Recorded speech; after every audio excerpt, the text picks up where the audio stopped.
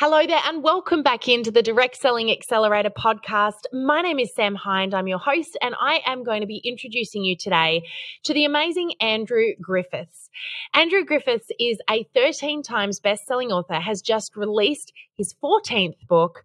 He is an entrepreneurial futurist, a world-traveled keynote speaker. He's spoken to some incredible brands and businesses all over the globe, showing businesses, business owners and entrepreneurs how to future-proof themselves.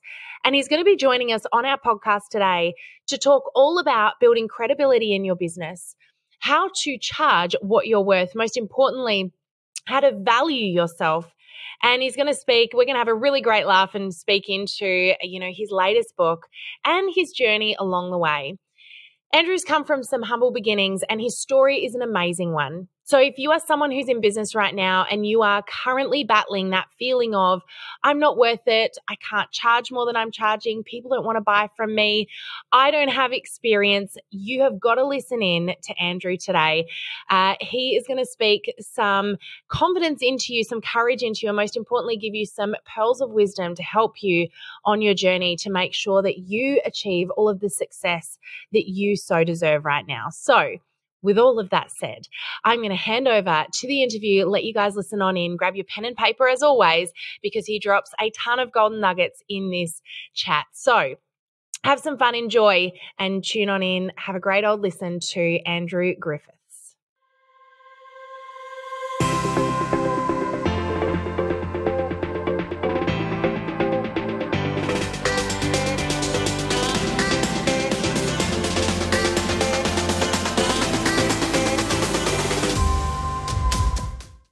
Hello there, everybody. Welcome back to the Direct Selling Accelerator podcast. My name is Sam and I'm joined today by Andrew Griffiths. Thank you so much for joining us. I'm super excited to be chatting with you today, Andrew. Absolutely lovely to be here. Looking forward to having a decent rave. Well, and on top of that, this is super cool for me. I'm talking to a fellow Tasmanian, which is quite unusual. You're at the other end of the state. I know. So we're almost next door. If I yell out the window, you'll probably hear me, right? It's only, for us in Australia though, 2.5 hour drive, that's nothing. We really are neighbours. No, it's nothing. It's nothing. And we're so excited by this concept. We're going to catch up for coffee on Monday, right? Absolutely. I love it. Well, look, I'm really excited by this. I have got some pretty hefty questions I want to throw at you today. But before I go down that road, Andrew, do you want to tell our audience a little bit about you? Yeah, sure. So today, who am I? I'm a business author. I've written 14 best-selling books now, sold around the world, mainly around the topic of doing business, how to do business better. So I've written books on everything from marketing to customer service to how to charge more, all those different types of things. I also do a lot of speaking as well, so speaking around the same kind of topics there. And that's been fabulous. I've been doing this for 30-odd years, I guess, now in one shape or another. Delivered about 750 presentations everywhere from Iran to Mexico to Japan, England, all over the place as well. So I've kind of been doing what I'm doing for a long time. Some days it feels like it, some days not so much. So, Andrew, I'm really keen to hear a little bit about that transition for you because you have, you've been in business, you've written business books, you've been a speaker, also an entrepreneurial futurist. Did I get that right? You did. I know. I can barely say the word myself, I know. It's a bit of a tongue twister, isn't it? Tell us what that means just really quickly because I want to dive in there a little. Sure. It's about future-proofing. So what I really say is I kind of work with people of substance to help them build businesses of substance. But when it comes to future-proofing, I get called in by organisations, for example, the European Union. I'm going to go to the UK to talk to 1,700 small business owners about how to deal with Brexit. That's the kind of thing. So I'm all about future-proofing individuals, so how to help you become better in your business, industries, the mass participation sporting industry flew me to Singapore to talk to them about what does their industry need to do to still be here in 10 years, companies, things like that. So it's Really, Sam, a lot of it is me just, I guess the stuff that I've been doing for many years is teaching that to others. I've been around, I've been Yeah. successful in business for a very long time. So, like, what have I done to be future proofed? I share that with others through my books, through my speaking, etc. So, the entrepreneurial futurist is a title that seems to capture it the best. Yeah, it's a cool title. I love it. I like And along that lines, I want to ask you a question about that. So what I would love to know from you, Andrew, is when it comes to entrepreneurs and business, like we've seen such a shift over the last 10 years, 5 years, 2 years. But I want to go back. I mean, you've been in this industry for such a long time, working, when I say that, I mean working with business people and entrepreneurs, and advising, future proofing, all of those things. So I'd love to know your opinion on this. Is it easier or harder to be an entrepreneur or be in business now than it was, say, 20 years ago before we had the big digital shift? It's a great question, and it's a complicated question, I think, in some respects. Is it easier to be in business? It's easier to get in business. When you think about it now, there's no... you start a business on a credit card. If you can sign up to a platform, you can be selling stuff on a reselling platform. The definition of business has got much broader. 20 years ago, I bought my first business when I was 17, so about 12,000 years ago. And then it was really, your options were bricks and mortar. You had to have a presence. You had to have a business place. So when you think about it, there was a much bigger buy-in for you to actually have a business. So that kind of angle, the barrier to get in has got easier. And that's good and bad. That means it's easier for us to become an entrepreneur. But in terms of complexity, I think when I first got into business all those years ago, whether it was my business or when I started advising people, we used to think it was really complicated then. All right. But, now I look at it and I feel that it's far more complex. But it's also far easier in the same vein. It was really hard 20 years ago to get a market. You had to spend a lot of money on advertising, right? You had to spend a lot of money in newspapers and TV ads and radio ads and stuff like that to try and it was get a really market. the only way, That wasn't it? Letterbox drops. Whereas now, of course, we've got paid advertising, search. We've got all these other kind of elements. So I get asked the question a lot: is it easier or is it harder now to do business? I think that in many respects it's the same. It's just that we've got different names, different product, different tools, different things. But the one thing that has definitely changed is the competitive nature of the world. It is so competitive now, and of course it's not just competitive like how many entrepreneurial futurists are there. It's competitive on the space of where do you spend your money as a business owner? In one of my books, in one of the 10,000 other books, in someone's coaching. So the competitive nature has got phenomenal. And it, but again, the upside being, if you're great at what you do, if you're freaking amazing at what you do, people can find you. Whereas before, it was also geographically based. Sam, wherever you ran your business, my first business was a dive shop. Everyone who wanted to go diving and lived in that area came diving with me. So it was a natural kind. You picked up people because of where you were rather than your ability to be good at what you did. So in a very long-winded way, I think it kind of cancels itself out in terms of, is it easier? Is it harder? It's different. It's different. Yeah. I completely hear you. Now, I want to hear about the dive shop thing for just a moment. Your very first business, bricks and mortar dive shop. Did you just say you were 17 when you started your first business? I bought a business. I bought a dive shop, when I was 30 kilometres from the ocean. Now, I remember you mentioning this. How do you explain? Well, it was a funny time, right? Like I'd been a diver. I'd got some qualifications as a diver at a young age. I always wanted to be a marine biologist. I had this vision of, riding humpback whales around the ocean and, doing all of that kind of stuff. And then I went to university very, very briefly, and I realised that I'd spend most of my life looking through a microscope at a tissue sample of a whale's testicle, probably. And I'd be in a white coat, cold in a lab all the time, and I realised that's not what I wanted. What I really loved was being in the ocean and diving. And so I had moved around a lot. I ended up getting a part-time job in a dive shop in Sydney, and the owner wanted to sell. And it was in the 80s. And it was a time when you walk into a bank and you said, hey, I need 30 grand or whatever I needed. And I walked out with a check and I was paying 24% interest on the loan. So just ridiculous kind of amounts. And I had no idea what I was doing. I knew how to blow bubbles. That was it. So all I did was run the business the same way as the guy who I bought it from, and he had no idea. Yep. So it's all we needed were a couple of Labradors to lead us around, because it was a blind leading the blind in that side of it. But it was a great learning lesson. It was the first couple of years, it was dismal failure, because I had no idea, and I really had a poverty mentality. The owner of the shop had a poverty mentality. I didn't understand things like profit margins. I didn't understand sales. I didn't understand any of that stuff. So I made all of the ridiculous mistakes that you make. And then I started to learn, and I started to be less 18-year-old and bulletproof. And I was very lucky. I had a couple of nice mentors around me who could see through my boisterous kind of nature and give me advice. Things like, Andrew, you've got to, spend less than you earn. Those pivotal kind of, really? Just really simple things.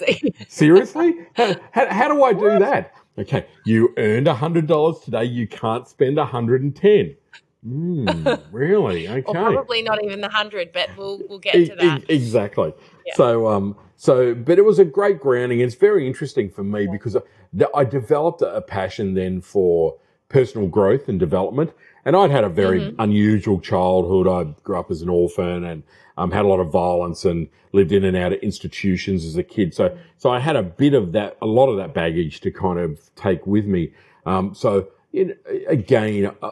started to, a great friend at the time, I didn't realize how good a friend probably until later, bought me a copy of How to Win Friends and Influence People by Dale Carnegie. And he said, you need to read this book. So I was just busily, and I didn't set this up, but I was just busily. I don't know if you can see that. I love it. I've got that book on my desk as it being one of my favorite books of all time. So it's a very just serendipitous. Every day it just gives me a snippet out of the book. I won't lie. My husband bought it for me because he felt that it was important that I have a daily reminder. I was going to say there's a very subtle kind of hint there, right? Yeah. Mm-hmm. Yeah. Actually, it's also a book that we have as a form of educational punishment, forced our children to read as well at times. But sorry, continue. Someone bought you the book. It's a great book, and I mean, I was teaching diving. I was a commercial diver as well, so I was recovering boats and doing some commercial dive work. But I was young, I was a kid, and I don't think I quite realised the significance of what I was doing. It all sounds very nice, teach diving, do all that stuff. But of course, I had people's lives in my hands, and you're diving in Sydney, which is cold and wet and murky, and not like the Great Barrier Reef. And I think I grew up quite quickly in a different way. Yeah. I kind of found a sense of belonging. Because before that, I had gone down the alcohol and drugs path and, couch surfing at a very young age. And it was a very predictable path of kids that go through that life, stealing cars, doing drugs, doing all of that stuff. But finding when I managed to buy this business, it gave me a real sense of purpose, Sam. And people respected me because I was young and I bought a business. And I think I started to respect myself more as a result of that. And it was wonderful. Yeah. So I was a horrendous business owner, like realistically, it was like I was a train wreck, but I was smart enough to learn, and I was smart enough to take advice from that. Like one thing that would happen back in those days, of course, we used checks for everything. And every day my bank manager would come by on his way to work and drop off the checks that I'd bounced the day before. And you bounced these ones yesterday, Andrew. Every morning it's like, and he would sit down and give me, okay, let's talk about profitability. Let's talk about this. And you can't bounce checks. What? I don't understand. I thought if I just wrote them out, they would be cashed forever. And he said there needs to be money in the account. Yeah. Oh, really? Okay. What's this account that you talk about? So anyway. And I guess there's a difference now. I mean, people do the same thing, but they're using credit line rather than checks. You know, it's never been easier to get credit, and even things like Afterpay, etc., Incredible. which you can get so caught out with. Just that constant, okay, if I need something, I'll deal with it later. I'll just, and I'll admit, Andrew, it was probably one of the biggest, hardest lessons I also learned. And I was super lucky to have some amazing mentors around me as well, which is actually something I wanted to talk to you about quickly, because it really strikes me as incredible that you had the upbringing that you had, the influence that you had, because, when you have, kids that grow up without, having parents to watch that have sort of given them that, I guess, education through observation. The fact that you've gone into business and you've had a couple of rough years, vast majority of people would have quit by then for sure, no question. The fact that you were mature enough to say, hey, you know what, I'm going to knuckle down.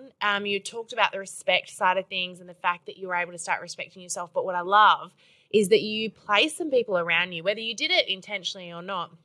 The mentor side of things, I have never seen someone be successful in business without having some mentors around them, even if it was unintentional. And often, when I end up in coaching calls with people and they tell me they're really, really struggling, and I ask that question, do you have some people you've placed around you? Do you have some mentors? And the answer is no. I just want to ask you, how do you, and I'm sure that you can probably give quite a strategic answer on this now, given your past, but how do you strategically place the right people around you now to mentor you so that you can be successful? Again, it's another really great point and a great question, Sam. Back then, you're right, it was dumb luck, and for me, it was more the compassion of the people that were around me who knew my background and knew where I was coming from, and they were gentle mentors. They knew that I was probably more fragile than I would have admitted, and they could see below that, but they led by example, and that was amazing. They showed me how to be a better person, because that was a great skill set. Even giving me a copy of How to Win Friends and Influence was just a subtle little thing, and when I started to read it, I got the bigger message of what he was trying to say, and I understood it. Changed my life without a doubt. I think over the years, what I've seen though, and certainly the advice that I give to my clients and what I've worked out is we need different mentors at different stages of our life, and we don't. I don't think it's healthy to have the same mentor for your entire life. I think knowing what we need is a great start, and then having a really respectful relationship with a mentor. I think a lot of it has to come from you as the individual. Have got to be wise enough to know your strengths and your weaknesses, what you're good at, what you're not. And I think you've got to be really open and listen. Now, I think a great thing about a mentor relationship is you still got to have the strength of character to make your own decisions, which might mean you disagree with a mentor. And a great mentor is going to go, hey, that's okay. It's your call. It's your circus. You do what you like. But it's always respectful. And I think one thing that everyone needs to do is to mentor someone else. Because I think when you're mentoring others, whatever that looks like, you get a much greater appreciation of the mentoring relationship, and you become a better mentee when you mentor someone else. And we think, true. What have I got to do? What wisdom have I got to share? There isn't anyone. There's a single person listening to this show who wouldn't have wonderful skills or a unique superpower or something that there isn't someone who needs them to be able to mentor, whether it be life skills, whether it be business skills, whether it be teaching someone to do something specific. I mean, I look back at those mentors, they weren't all business mentors. They were really predominantly life mentors, teaching someone who was a bit broken how to perhaps survive in the world a bit more. I think that's which gave me what I needed then to do the next part of my life.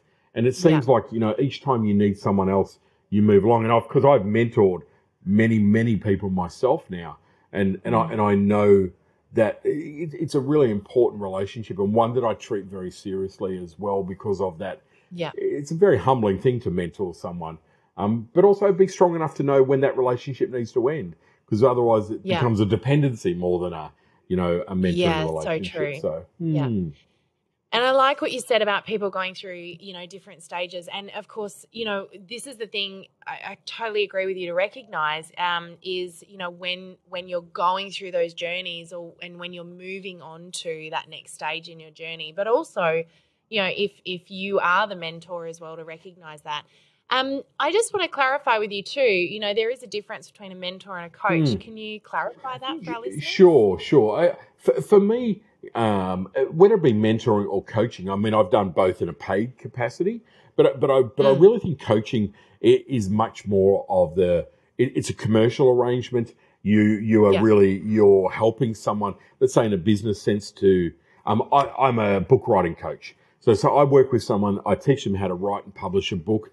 It's a commercial transaction, but I'm there to coach them through that process and what they need to do.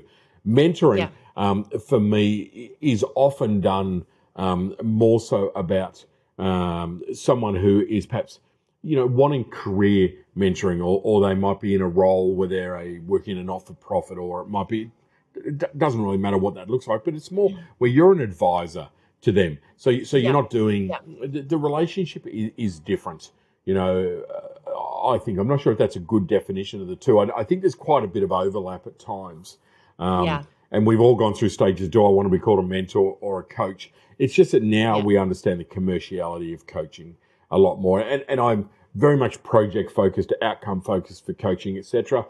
I find mentoring is more of giving wisdom and advice along the way. I'm not there to do it for them, drive them, whatever, not accountability or any of that kind of stuff. It's just to help guide people. Yeah. I for sure would have seen coaching as much more structured than mentoring, which is more meeting people where they're at that time. And I would have also probably thought of mentoring as being more holistic and around every area and not just necessarily. Because one of the things I know with coaches in the past, and I am a huge advocate for always having a coach or mentor or somebody around you that helps to keep you accountable and keep you, on the path and re-steer you sometimes and call you to account sometimes when you need to be. But, they're not necessarily there to look at your balance, look at, how are you coping with, the balance of family and business. Whereas a mentor is more someone who I feel can come in and sort of share the full, here's my experience, here's what I've done, and here's how, I would support or encourage you in that space too. So sometimes, but that's just. I think it's a great take. I mean, I have a couple of people that I mentor, and we have a once a month phone call, and realistically, they're CEOs of companies, and quite typically they're it's not commercial. It's a friend thing. I might do work for the company, but it's not related. And we get on the call, we do a 1 hour call, roughly, and it's really, what's your challenge? What's your biggest challenge at the moment in what you're doing? And we just talk that through, and it can be personal or it could be business. And my role is really to prompt conversation, prompt thinking, challenge where they're at with their views, and the aim being at the end of that 1 hour, they can go and make their own decision, based on our conversation, or go and get more data if that's what they need.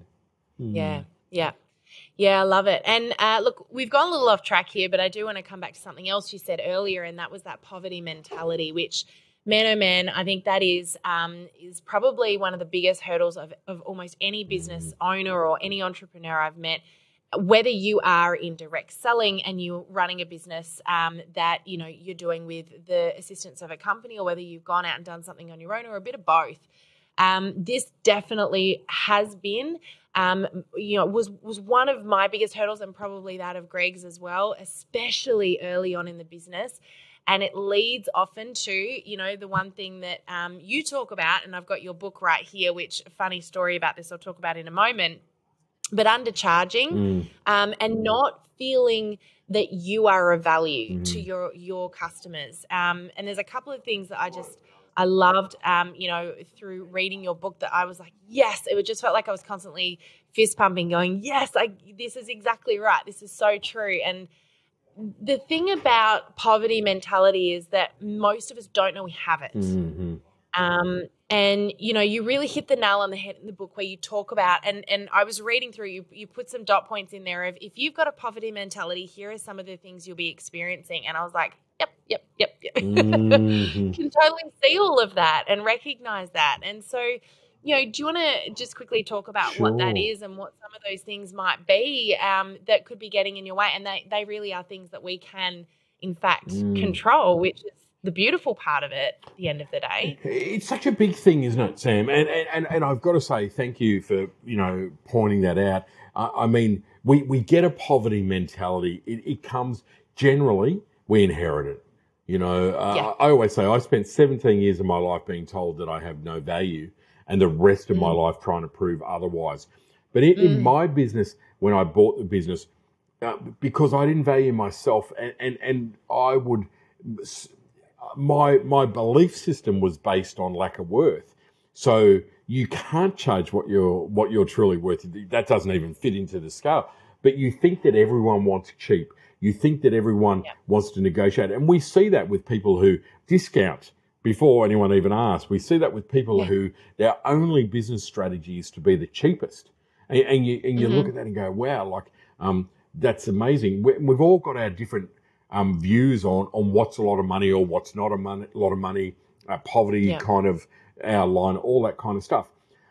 But what I do see with a lot of businesses that have this, the businesses really show the poverty mentality because they're rarely successful financially because they just don't charge enough for what it is that they do because they don't believe that people are going to pay. So they're dealing with fiction, not with fact.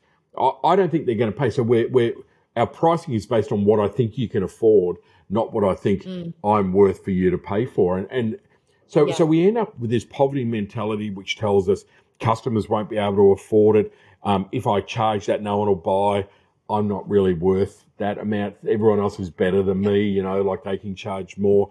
All of that internal talk, which keeps our pricing down. So in the dive shop for me, everything had to be cheap. Like the cheapest gear you could get because I believe that that's what people wanted. Cheap gear, terrible gear. I cringe at thinking about even selling it. The conversations were always about money and price. Yeah. It was never about value. It was never about understanding, safety in that instance. Like that's when I learned to value myself and I learned how to sell, my conversation was about, do you want to use the cheapest crap that people can use, or do you want to use the best equipment that I use? And I never sold a cheap set of dive gear ever again. But I had to have someone come and kind of hit me on the head. Yeah. But I see it when I go into a shop and I'll say, how much for that? And they'll say, $20, but I can give it to you for $15. I know. And I'm going, I didn't ask for a discount. It's not barley. I would have paid the $20. I'm happy to pay the $20. But poverty mentality, the other thing with it, left unchecked and unaddressed. And if you've got it, right? Like people know if they've got it. We get very comfortable with it as well because we get comfortable in the struggle. A business that doesn't make any money, as a business owner, it's often like, I work really hard, long hours, and I'm, the struggle becomes the norm. Because really, I work with businesses and say, you're not charging enough. And they will give me every reason on earth why they can't charge more. Every reason. And there'll be 20 reasons why. The economy, people won't pay more, the competition, and I say, okay, they're all great reasons not to charge more. The more reasons you give me not to charge more, the more reason and more important it is that you do charge more. And you've got to shock people out of it a little bit. And 9 times out of 10, when I work with someone to change that thinking, they say to me, why didn't I do this 10 years ago? Why didn't I charge what I was worth, all those years ago? And it's because it's so ingrained in us. It's one of those very powerful things. And salespeople are the ones who struggle with poverty mentality. Creatives, artists, designers, musicians, all those kind of people struggle with it. Some industries definitely more, and it's more personality type than industry type, I think. Yeah. Oh, that brings up an interesting question, and because there's so many different ways that you can analyze personality types, but can you shed a little bit of light on that? Are there certain personality types that struggle with it more than others that you can rattle off the top of your head? I don't necessarily think, for me, that I would look at it and say it's a personality type. I do think, though, it's, if you know the relationship with someone, the behavioural, and the behaviour, but also their relationship with money when they're a kid. You know, what their parents. I did a mentoring program in South Australia a few years ago, and we did a workshop with a couple of hundred school kids aged, I think it was 8 to 12. And one of the ladies that was presenting at this thing, they're a great bunch of kids. She talks about money and kids' attitudes towards money. And she puts up a slide, and it's just a photograph of a whole pile of money. And she just gets the kids to yell out, what does this mean to you? Anything. Just yell it out. And it was amazing. So what do the kids yell out? Anger, fighting, mum and dad bluing, bad, greedy. Like, this is what these kids are yelling out. Yes. This is what money means to them. Mm-hmm. So their relationship with money is unhealthy at that age. And this was in a regional part of Australia. And I was asking this lady, I said, is that just because it's regional, it's a bit tougher out here? She said exactly the same response in Sydney, in the middle of a capital city. It's the same response everywhere. And she said, and that's where, again, kids are developing their relationship with money, the guilt, like mum and dad fighting, or single parent struggling with money, hearing that, bills, the angst of it. Yeah. I mean, and I grew up in that environment as well, a lack of money. And fear around money. If you didn't have enough money, you would be homeless. You would be whatever, whatever that kind of translated to. And so, whilst it's not a personality type, I do think it's definitely a behavior. It's history. Yeah. It's an experiential thing. And I 100% agree with you. And I grew up in a very similar situation where finances were insanely tight. And my dad was also a business owner, entrepreneur. And, I remember walking into his shop one day, and it was just, as I was reading your book, it was making me think of this moment where, I must have been, 8 or 9 years old. I thought he was crazy stupid because he had this stuff on the shelves. He was a photographer and he owned a camera house. So he had, photography equipment, and he was complaining that, he hadn't sold any of his cameras, and then he bought all of this stock that was just sitting on the shelves. And I was looking at the stock, and there was another photography shop just up the road, and I, as a 9-year-old, decided to go look at the photography shop up the road, realised that Dad's stuff was just ever so slightly more expensive than theirs. And I said to him, if you mark it down and make it cheaper, you'll sell more. And then when you sell more, you make more money, because it's about the volume versus it is about making the profit on the item. And he was trying to explain to me that it's not as simple as just make a tiny profit off one thing. But, I was like, how dumb can you be? I don't get it. I don't get it. You just sell more and make more profit. And, that to me translated as more work, which was a no-brainer. Just work harder. Just work harder. And, when I went into business, and one of the things that was really interesting, and I saw, the repeat of this in my own behavior, I started doing coaching calls, social media coaching calls. And, all everyone wanted was one-on-one. Everyone just wanted one-on-one calls. That's what I thought, mind you. That was my perception. And I thought, well, I have to give them what they want. And so anyone that wanted a one-on-one, I would do that with them. And, of course, you start doing it, you get more and more of it.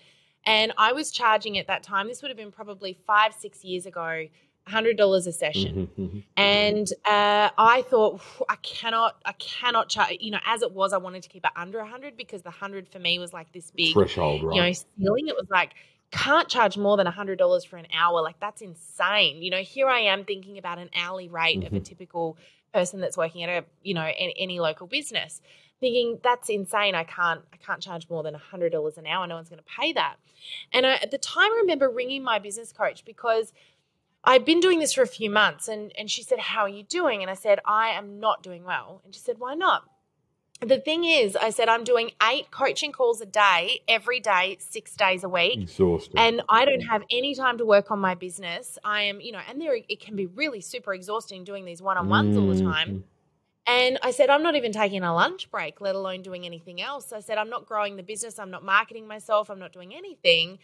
But I can't turn the business down because I just have to work harder to make money to keep the business going in the first place. And she just said to me, what are you doing? She said, put your price up. She said, are you enjoying working with all of these people? And I said, half of them are people I hate working with. Yeah. And they complain about everything not complain about everything. I know what you mean. They're difficult. And it's so funny because through reading your book, you actually had a chapter on this where you talked about working with your dream customer. Exactly. And, the therapist doubled the price. And I was like, this is exactly what happened to me. My business coach said to me, Sam, I want to get you to $300 an hour as a starting point, like minimum. And I nearly threw up. I was like, there's no way. It's not going to happen. I said, I'll tell you what I'll do. I'll come halfway there because I have to lose some clients because I just simply can't keep going like this. So I went to $200 a session, and I seriously, it was one of the hardest days when I had to ring people and tell them this because it was a barrier in my head only. Mm-hmm. Half the people said to me, we can't believe you didn't do this sooner. Yeah, exactly. I ended up, of all of the clients I was working with, I lost one of them. So I ended up within the next 6 months had to go up to $300 mark. And I had the tiniest drop off. It didn't actually fix the problem. All it did was meant I was making more money out of the problem. So it wasn't very long before I learned that group coaching was a much better fit for me. But it's really interesting that concept often is in our own heads, and you really hit the nail on the head with that. Well, I think that also others are better able to see your value. Like we get caught up in our own thing. And I'm sure your business coach would say, Sam, you should be charging $500 an hour. And you go, again. Yeah, well, it's it's totally changed. You do like $1,000 a month, you $1,500 a month. Like that's the standard going rate for a couple of sessions. And it's how did I go from that to this? It just it's such a norm. I experienced that a lot with being a speaker. Without a doubt, that for me was a shift because, again, you theoretically you get paid a lot of money for being a speaker. That you go. Without taking the logistics of the fact that you spend a lot of time learning and preparing all the rest of it, but you get paid a lot of money to do a 1 hour keynote and or a 1 hour presentation. And when you put your rates up, like I think the biggest hurdle is to go from being a free speaker to a paid speaker. And I think my first speaking job was like $250. It's like, yes, $250, that's it. And it was a very interesting thing because you go, well, no one else will ever pay that much. But the same applies down the line. If you charge $5,000 or $10,000 or whatever your fee might be, when you put your fee up, you go, well, okay, well, no one will ever book me now. And then someone books you. You go, oh my God, someone booked you. You go, well, it'll only ever be one job that I get paid $10,000 for. And then someone else books you. And you kind of go, oh, okay. And I'm constantly giving advice to other people, whether they be speakers, that I'm coaching, writers, other coaches, whatever it might be. And my first thing is, put your prices up, and we have to do the battle. I worked with a solicitor recently, and we put all of her prices up around what she does. She generated an extra $300,000 in her business in 1 year, right, with not one extra cent of costs. So imagine what $300,000 on your bottom line, straight onto the bottom line. Over the next 3 years, she buys $1 million house by putting her prices up with no kickback from customers, no pushback. All she did, she was great at what she does. She just started to charge more in the ways that she could. But it was such a battle to get her to do that because, all the inner self-talk again, Yeah, I hear you. And it's really interesting because the shift, the amount of times that I've had this argument. I bet. From the other side and, been that person going, no, I can't, no, I can't, no, I can't. And, of course, as a speaker, I had to make that same transition, Andrew. So going from I'll do free, if we can promote a course or something at the end of it or get a recommendation from you, and then moving into not only charging but having to actually make money out of it, because what people don't realize, like you said, is the learning and preparation, rehearsal, and then travel and time out that goes into speaking at events. But it's really interesting because I remember having this argument with my coach about that. And, there was that, like, I'm going to quote the price you're telling me to once, and if it doesn't work, I can go back to what I was doing. I'd never had a proposal accepted faster than that one time. And the way that they treated us was so different because suddenly they could see we valued us, therefore they valued us. And it just really showed me the difference that we make to that relationship, not the other way around. And wonderful point. The other part about that whole thing is when people start to charge what they're worth, and I talk about that obviously, that when you start to charge more, you are going to lose customers. Your business is going to drop. Absolutely. There's no doubt that you're going to have a dip and you're going to lose some customers, but it's always the customers you don't want, you shouldn't have, that you need to lose. You kind of clear the dead wood, to use a terrible term, but that is it. And you make room for better clients. You make room for better customers. And I think when it comes to putting up your price and charging more, I really encourage people to go into it with your eyes open and say, yes, it takes courage. You've got to overcome the self-talk. You've got to limit the negative stuff that they can't afford it. I'll lose all my customers, all of that stuff. You've got to move beyond that. You've got to accept that there are going to be people who go, oh my God, you're $200 now, Sam, instead of $100. Well, I don't think I'm going to be, blah, blah, blah. You've got to learn to say, awesome. Thank you so much for your business today. I get it. Sorry, this is my new business model. Great. It's the hustle of Easter. See you later. And then you all of a sudden attract a new group of clients that, again, exactly as you said, Sam, they respect you, they value all the other stuff, prepared to pay you accordingly. But they then refer other people like them. Yeah. And so all of a sudden your entire customer base changes. And because I'm an advocate of this as a model, like in my business, all of my customers, absolutely respectful, unbelievably respectful. And I charge a lot for what I do. They, there's, I look at my calendar and I smile. I love my calendar because I'm only dealing with people that I really enjoy working with, who do what I coach them to do, who perform, who are respectful, who are prepared to pay me what I'm worth and still say to me, Andrew, you don't charge enough, and for that kind of stuff, and everything changes. Everything changes in your business when you get to that stage, but it takes a bit to get there. It's a bit of a path. It really is a bit of a path, and it is. I sort of feel like it's chipping away at a block, but as long as you're moving forward, I didn't realize that for the first 2 years in business, when I was alone in the business, I thought I was making money. It turns out I was losing money. I just didn't realize it because I was trading my time. And I was treating my time as though it wasn't worth money. That's right. And, I was looking at it as though, well, if I just do the work, I wouldn't delegate tasks because I thought it's cheaper if I do it. Mm-hmm. And I didn't realize till later on. And again, it took a mentor to point this out to me. If you're doing those tasks that are not your gifting, that are not moving your business or growing your business, you're costing yourself money. Time is the only thing that we can't get back. We can get money back, we can get more money, but we cannot get more time.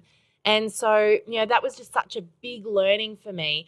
But one thing that really I still remember about that time with the coaching, it's so funny. And I'm talking about the coaching calls that went from $100 to $300 eventually. But when I made that first jump to $200, isn't it funny how we've got such a negative bias? Because even to this day, the only I know what the outcome was, but the only conversation I actually vividly remember was the one that said, no, that's too expensive. Mm-hmm. I remember the face of the guy. I remember the conversation. I remember thinking this is not my target customer in any way, shape or form. Exactly. And I know that it's okay and I'm going to let the guy go. And yet that's the one conversation I remember.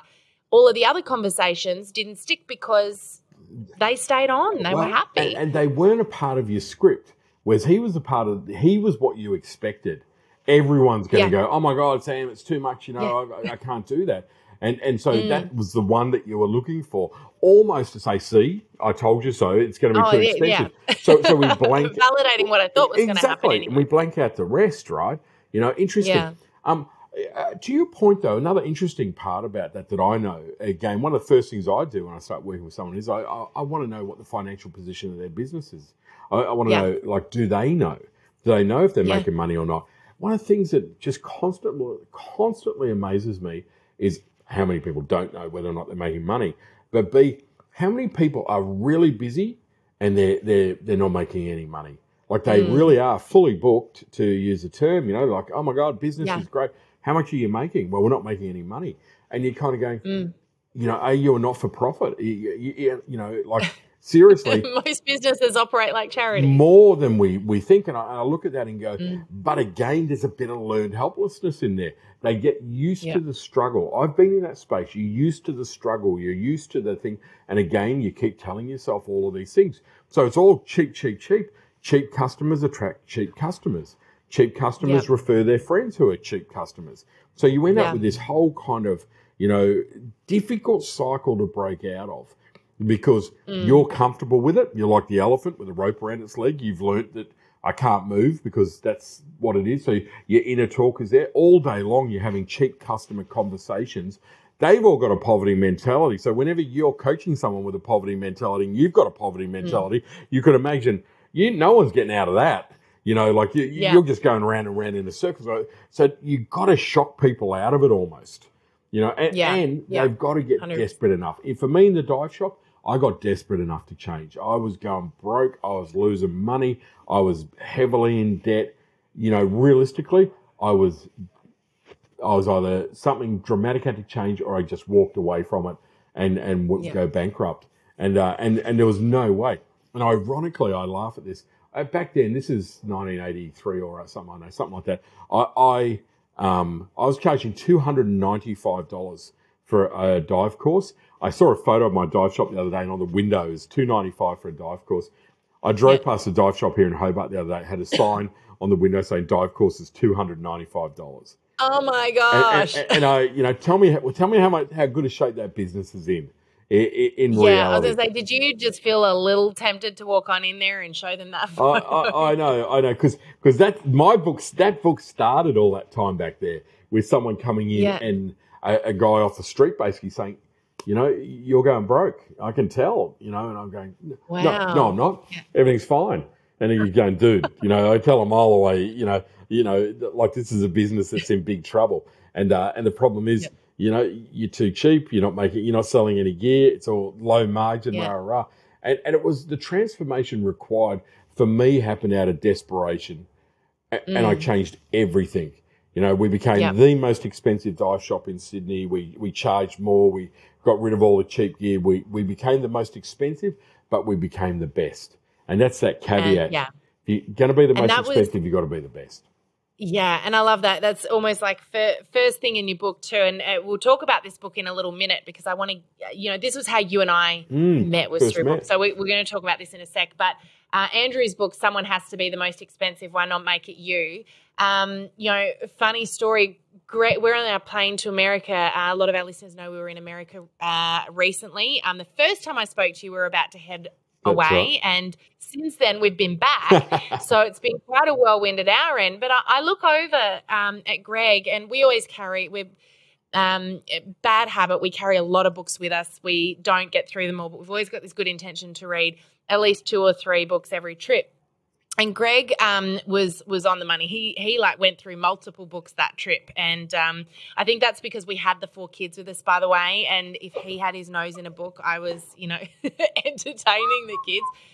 So anyway, he turns around, he goes, "Oh my gosh!" He goes, "This book," because we've got a library. I've decided that reading and buying books are 2 different hobbies. I agree. And I have got a bookshelf after bookshelf. I love buying books, and I've actually created a little library that everyone in our office suite can just walk past and borrow a book at any time, because I really believe in educating people and personal development, etc. And so your book was sitting on the shelf, and this particular day, Greg had picked it up, and he had no idea that you and I had a conversation. He turns around to me on the plane. He goes, "Oh my gosh, this dude is amazing." He goes, "You should get him on the podcast." And I said, "Well, so funny you say that, because if you open the front cover of the book, we've already had a conversation. That's why I've got it. So it's such a great book, but I highly recommend that our listeners definitely get hold of this. But, what I love about this is you talk about it's not just about money. It's not just about, being the most expensive. It's about being the best. And that brings me to my next question, which is one of the ways to make sure that you are the best and also to build your business and your brand up is to have credibility. And, this is another thing that you speak about. So I really want to talk about credibility for a minute, because it was one of the reasons you and I came into contact with each other in the first place. Can we just talk about why it is important, first of all, to establish credibility in your business? Sure. And then how do you do it? And I know it feels like an obvious question, and it feels like one of those things. Sure, you've got to be credible, don't you? I look back at it in a couple of different ways. I think for me, my credibility is my personal brand. Whether it be my personal business brand, it's me. Andrew Griffiths is my brand, and it's my number one asset. My credibility, my reputation, my brand is so important to me, Sam. I've spent a lot of time, a lot of money, and done a lot of things to build that brand, and that translates to everything from my website to how I treat people, how I turn up, how I deliver what I deliver, the quality of my brand. Everything for me is about my personal brand.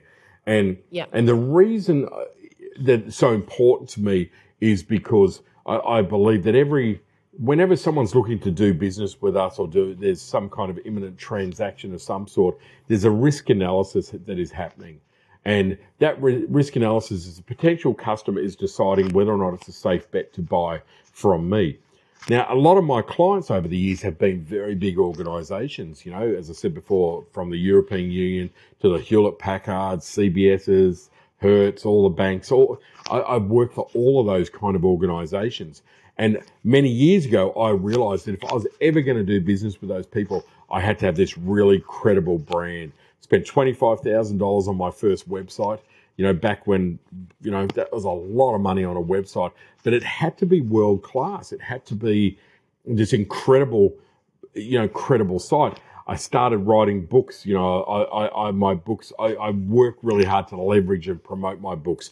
And of course, I saw what changed in writing one book. My first book was a book about marketing. Everything changed. Oh my God, the amount of work I got as a result of writing one book. That's when, again, the penny dropped and I went, wow, everyone looked at me differently. All of a sudden, the media want to talk to me about marketing. I'm getting phone calls from Telstra, a big telco over here. Can you do a series of presentations to 38 cities around Australia? I didn't even know we had 38 cities in Australia. I noticed a relationship between my credibility and my brand. The more I built my cred, the bigger the projects were. And then, of course, they just moved to international, etc. So for me, credibility is everything, because you're taking the risk away from the potential customer.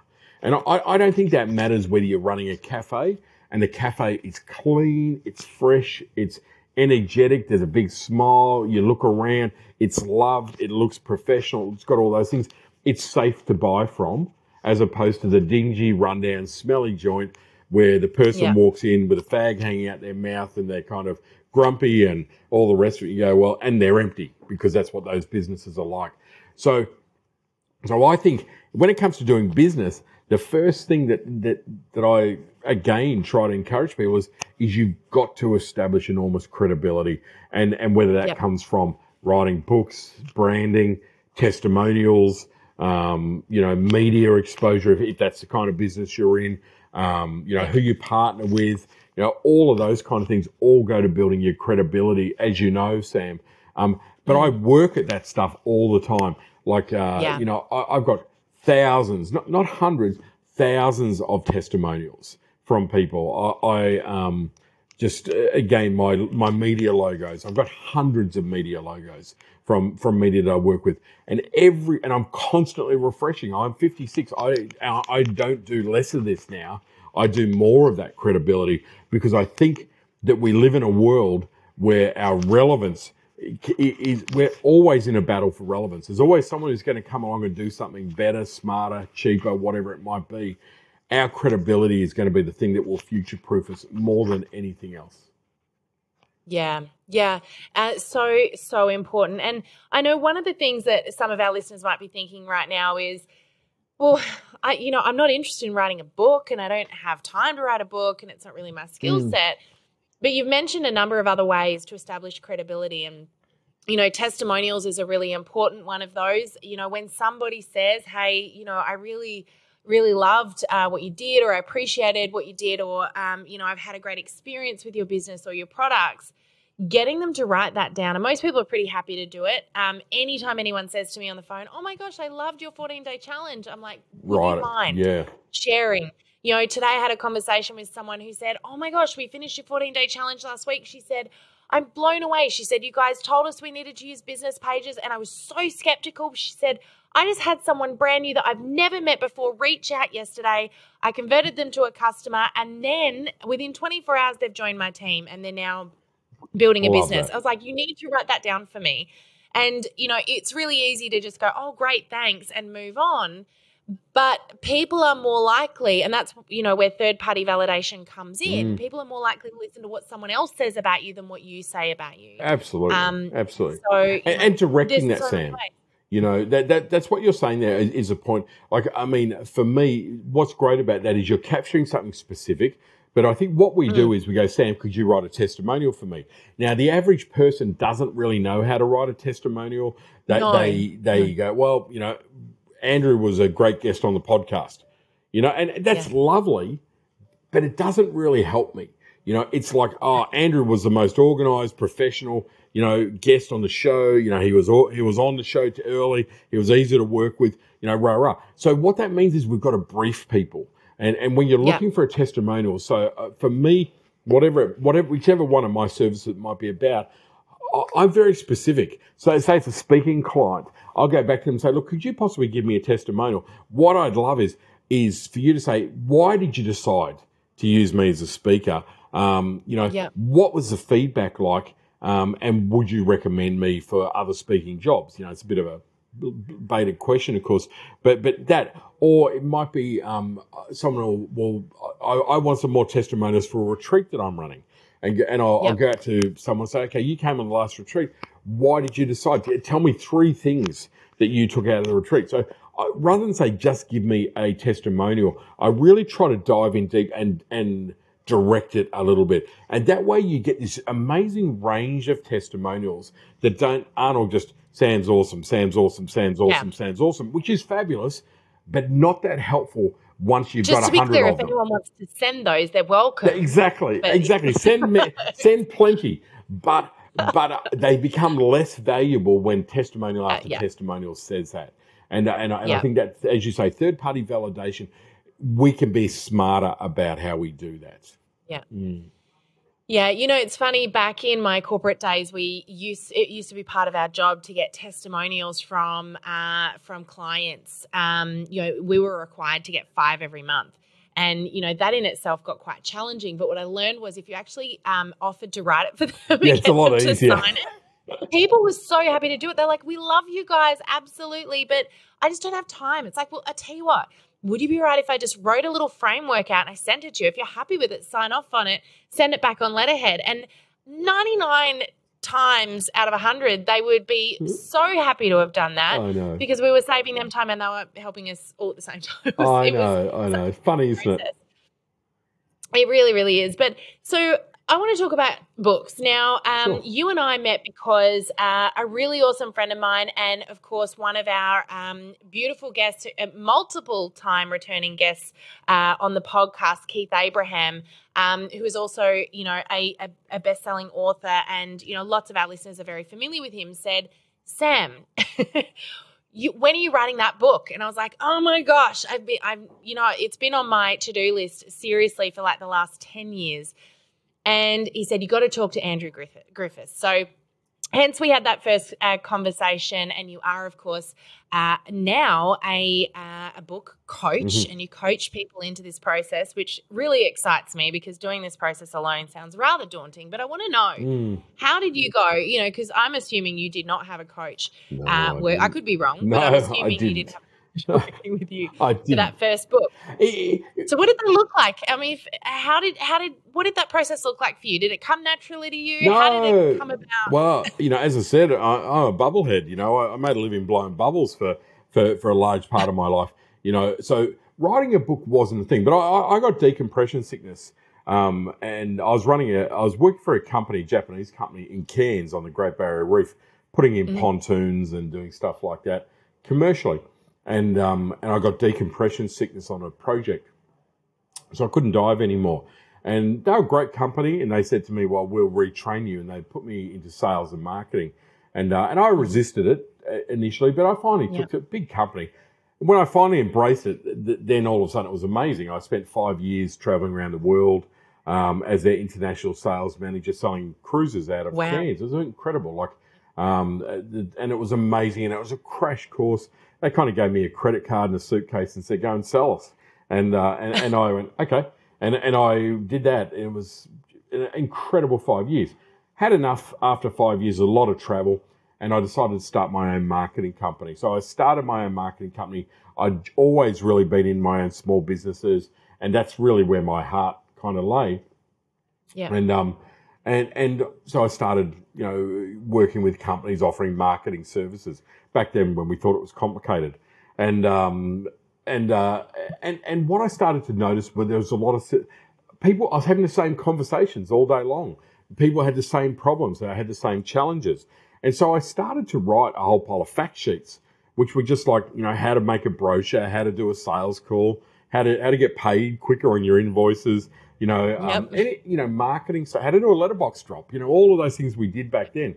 And one day I had them all up in my office, and there was 50 of them.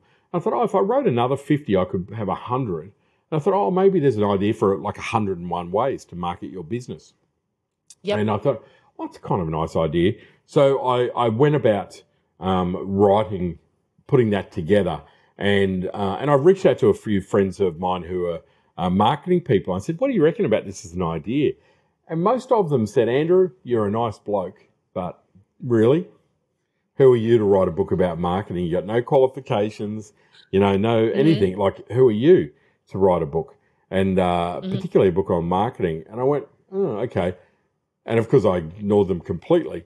And I wrote it anyway because I wasn't trying to say that I had all the answers about marketing. I was, because I obviously haven't and didn't. But what I did have was I'd done a lot of marketing, and I really got some great results from my clients.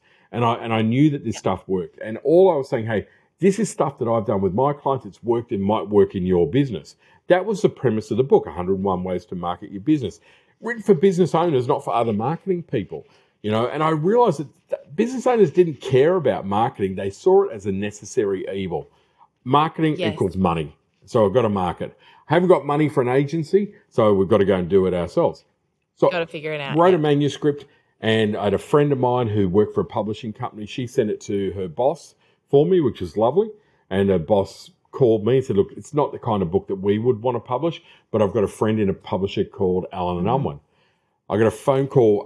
Do you mind if I send it to them? I said, sure. I got a phone call a week or two later. And I thought it was a local radio station that were pranking me in town because my receptionist said, there's a publishing company on the line and they say they want to publish your book. They go, no, it's just a local radio station because everyone knew that I sent it off. Small town. Yeah, we'll play. Hi, Andrew, it's a big publishing company here and I'll fall for it. So I said, just hang up.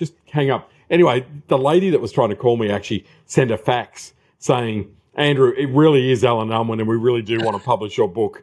It's not the local radio station because she could hear this conversation. At which point, like you said, a few internal swear words. And, oh my God. So anyway, we had a conversation and another chap there. And he basically said to me, he said, look, your writing is terrible, but your content is fabulous. Yeah. We can fix bad writing, but we can't create great content. And there's a really big demand for Australian business writers at the moment. And so we published the first book. And the first book was really successful, like extraordinarily successful. And they said they gave me an open contract to publish a book with them every year. And I did that, I did 11 books with them, I think it was, 10 or 11 books with them. Yep. And it was a very lucky relationship. It's the biggest, very few Australian authors have 10 books with any publisher. It was quite extraordinary. But I kept the formula simple. Not all of the books worked as well, but, most of them, did really well. I wrote it for the business owners. I kept it really simple. We followed the 101 format. It was about solving problems, not teaching business owners to become advertising executives or this or that or the other. And I learned how to be a good writer. But what I learned more so was how to leverage, because after the first book came out, I just assumed that the Ferrari arrives, okay, book's out, where's the Ferrari? And I rang my publisher going, okay, you've probably forgotten, but, this is the address to send the Ferrari now that the book is out. And they of course laughed and said, okay, now is when the hard work starts. Yeah. And I went, you're thinking, what you talking about? It's like, and they said, you got to leverage it. You got to be marketing, promoting it. I'm going, really? Like, okay. And I learned how to leverage, promote, market my books. And that's really, I'm probably better at marketing and leveraging my books than I am at writing my books, in many respects. But I learned how to leverage. And I learned how to use a book to build my credibility, Sam. I learned how to give thousands of books away. I didn't care, because every book to me, once I got over this, a book is something to sell. I don't care if I sell them or not. I mean, I've sold a lot of books, but a book to me is a seed. And what I want to do with my book, I don't want to make $5 out of selling it. I want to turn it into a $10,000 speaking job or a $30,000 coaching package or that's what it is. And I know that the more people who get a copy of my book in their hand, that's what it translates to. So I didn't write books that split the atom. I didn't write books that are complicated and tricky. I just wrote really solid books that were useful and solved problems. And that formula has worked really, really well for me.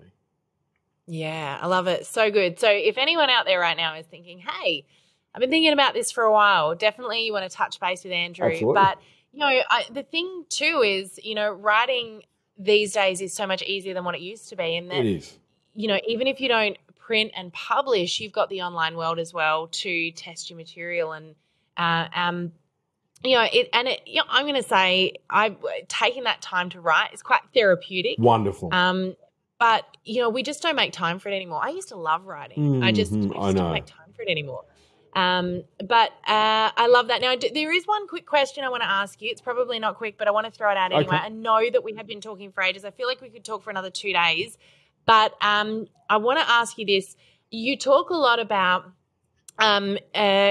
building your client base, the importance of building your client base. Now, most of our listeners are direct sellers. They've got network marketing, MLM, or party plan businesses, and one of their biggest challenges is building their customer base. Have you got some quick tips for them to share with them some ways that they can do this process? Because I know a lot of our listeners get super caught up on hounding and hassling only their family and friends because it's all they know how to do. So I'd love for you to smash this one open a little bit with some suggestions here. Building community is really what that's about, isn't it? It's like, and these days we live in a world where there's no shortage of problems. People want things solved. They want, they're looking for solutions. And one of the challenges I think for many people is they go, well, who am I to solve those problems? Like, who am I to write a book on marketing, or who am I to, to write content about something, or create a blog, or just create content around that kind of stuff. And I have this coaster made up that to me, that I give out to people on my courses. And it's, I think it's back to front on there, isn't it? No, I can see it. Can you read that? Hang on, I'm going to move this. No one on the planet has the same experiences, trials, tribulations, realizations, battles, victories, or bazinga moments as you. Use what makes you unique. Oh, I love that. So that's awesome. So this use what makes you unique is what this is all about. Yeah. So sharing your stuff, your realizations, the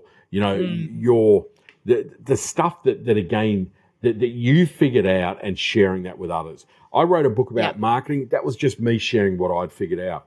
So I think community responds really well to someone who really is trying to help someone else. You know, whether it be, oh my God, there's so many platforms where you see people are able to build communities. Like you and I both live in Tasmania.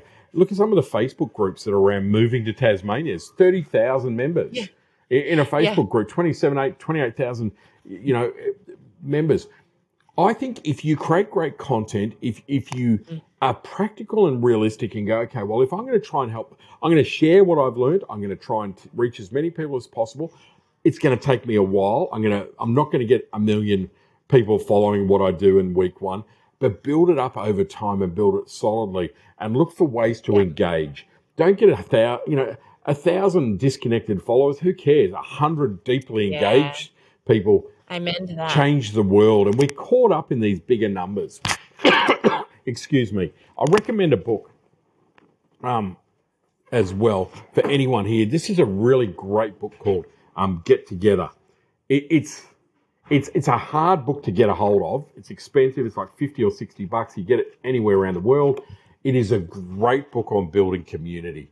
And I think that book and another one that I'm a fan of called Content Inc., which you may have come across, I'm sure, in there. Again, talk about building stuff. But how I've built my community, again, is a lot through a lot of free stuff, a lot of free webinars, a lot of podcasts, a lot of free content, a lot of frameworks. Like I'll put on a lot of webinars around, you know, book writing stuff and just free. No, I'm not trying to sell anything. I'm just sharing advice.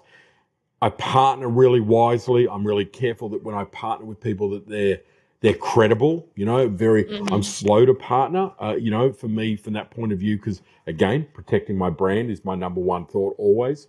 And I've been burnt a little bit in the past with partnering badly. So I'm constantly doing all of that stuff. And I know that that's all stuff that you would have shared and suggested to people, Sam, over the years. But what I find is that people don't, excuse me, people don't persevere with that. You don't build a community. You don't build a broader reach in a week. And this is that whole thing that we think, oh, if I do a few posts on Insta, I'm going to get 1 million followers. You got to be committed to doing this now as a part of doing business till you don't have a business. So for me, every day I'm creating content, I'm writing, I'm sharing, and the one driver is this going to be of value to my customers, to my community, to my clients, to my whatever it might be. And I use my community, you know, they're my support team, my research department, my enforcers, my measure. Whenever I'm going to launch a new product or service, I don't even do a single piece of work. I just go out and say, hey, I'm thinking about doing a workshop on running retreats. Anyone interested? If I don't get 50 people saying yes, I don't even bother spending another minute on it. That's my research team. So, and that's actually a process talked about in the book Oversubscribed by Daniel Priestley as well. I don't know if you've read that one. Yeah, I'm good friends with Dan, you know. Yeah. Oh, well, another one of my favorite books, and that concept of, you know, build the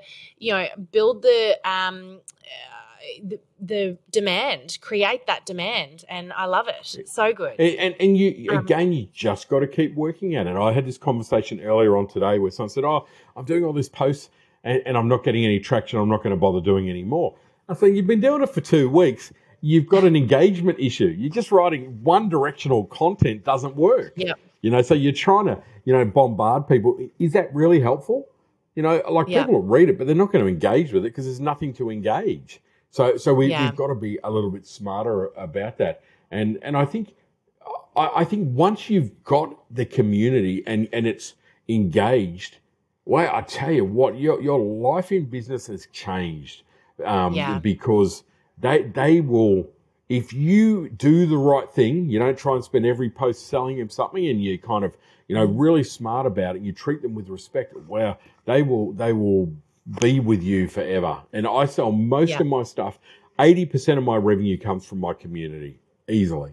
Absolutely, yeah. And it is that concept of value first, which is 100% of what anyone listening to me for more than 5 minutes has heard me preach on this value first. Yeah, it's so true. I love that.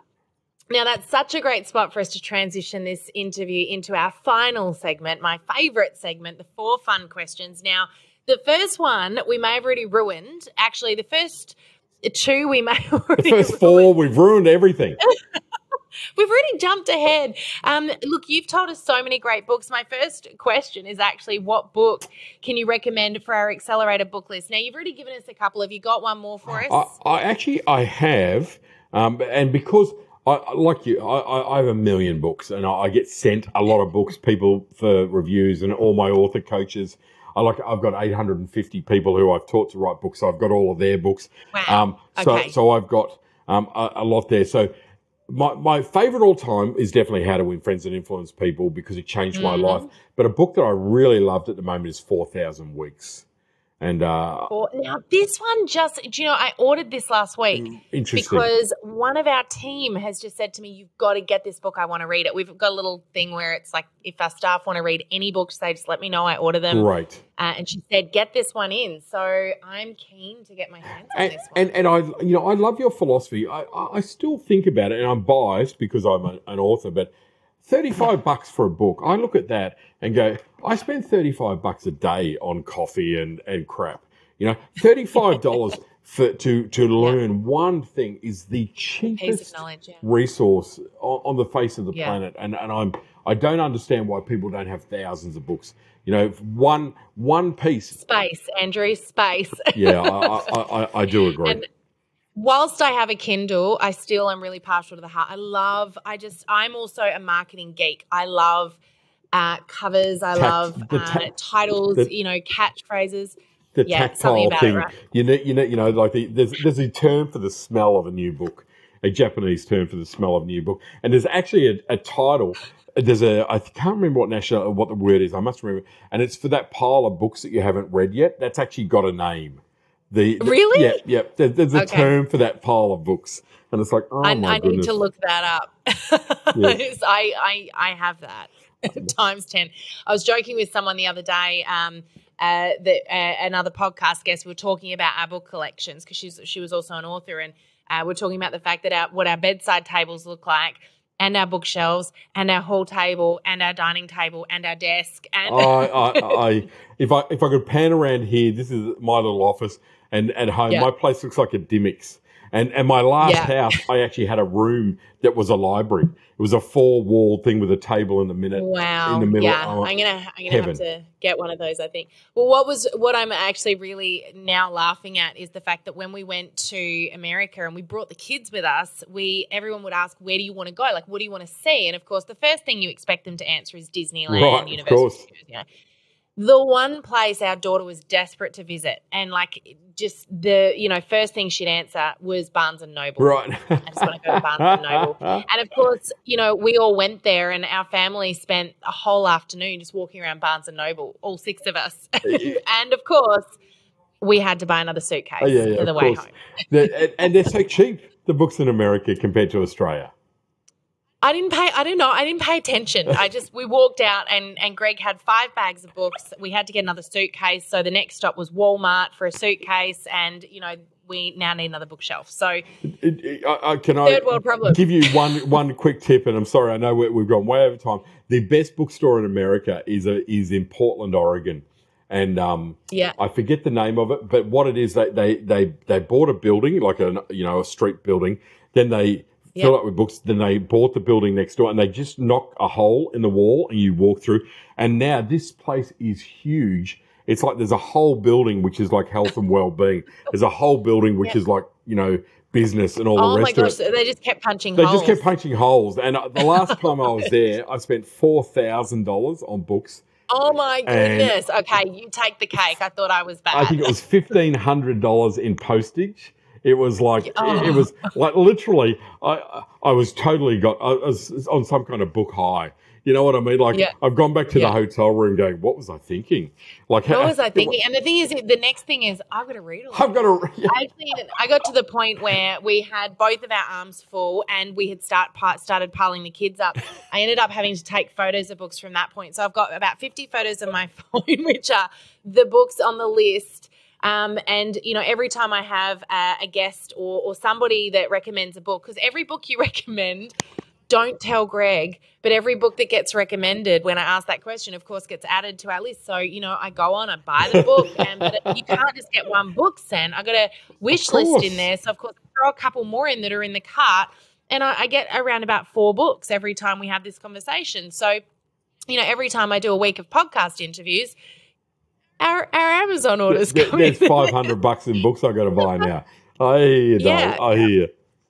Yeah. So no, it's a problem, but it's a good problem to have, I suppose. So let's move on to the next question. I was going to say, what's your favorite quote, Andrew? But I don't know if it's what you had there. Have you got another one for us? I have a quote that I sprout a lot now is by Alvin Toffler, the author of Future Shock, the book Future Shock.